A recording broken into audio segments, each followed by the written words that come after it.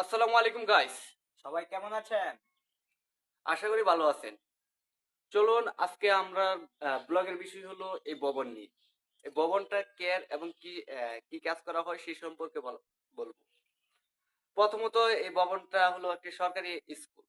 এখানে তো স্কুলে কি করা হয় তো সবাই জানেনি। তারপরে বলতেছি এই স্কুলে শিক্ষাদান করা হয়। আর মূলত আমি এখানে আসছি স্কুলটাকে ভিডিওর মাধ্যমে তুলে ধরার জন্য এবং পরিস্থিতি তুলে ধরার জন্য। আর এই স্কুলে আমরা এই ২ জন যে আজকে ভিডিওর মাধ্যমে আছি, তারাও এই স্কুলেই পড়ে গেছে। আমিও এই স্কুলে পড়ে গেছি।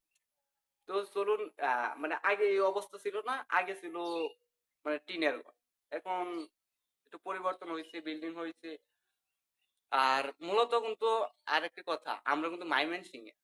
তো আমাদের বাসাগুলি মানে অনেকটা অন্যরকম।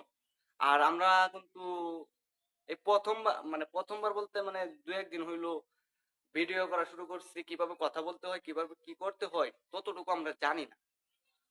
একটু সহযোগিতা করবেন আর আমাদের ভিডিওগুলি একটু কেউ সাপোর্ট যদি করবেন। কোনো অসুবিধা থাকে ভিডিওতে তাহলে কমেন্ট বক্সে গিয়া লিখে দিবেন যে ভাই ভিডিওটা ভুল হয়েছে বা কিছু হয়েছে, তাহলে আমরা দ্বিতীয়ত পরবর্তীতে সুন্দর করে ভিডিও দেওয়ার চেষ্টা করব। আর কোনো পরিবর্তন লাগলে একটু বলবেন কিভাবে করতে হবে, কি সাজেশন কমেন্ট বক্সে জানিয়ে দিবেন। কিন্তু আমরা ১ম যেহেতু এর আগে কোনো সময় এসব বিষয়ে কাজ করি নাই, তাই মানে মেধাগুলা কম। সেই সম্পর্কেও জানাবেন। চলুন আগে ভবনগুলা দেখে আসি। দেখেন,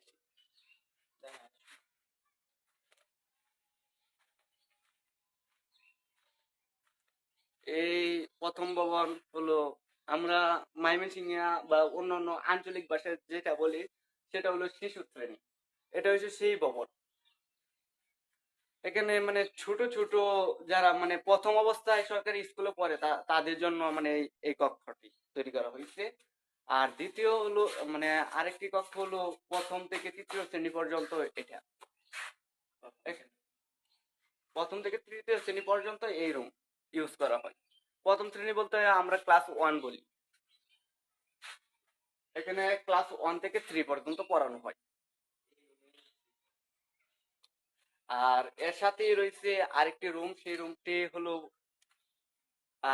২য় শ্রেণী থেকে ৪র্থ শ্রেণী পর্যন্ত পড়ানো হয়। সেটা তো সরি টু গাইস, আমার মানে বলতে মানে একটু অসুবিধা হইতেছে। তবে আশা করি পরবর্তী ভিডিওতে আরেকটু উন্নতভাবে পরিচিত করিয়ে দিতে পারবো, অন্য কিছু নিয়ে ব্লগ করব। কিন্তু প্রথম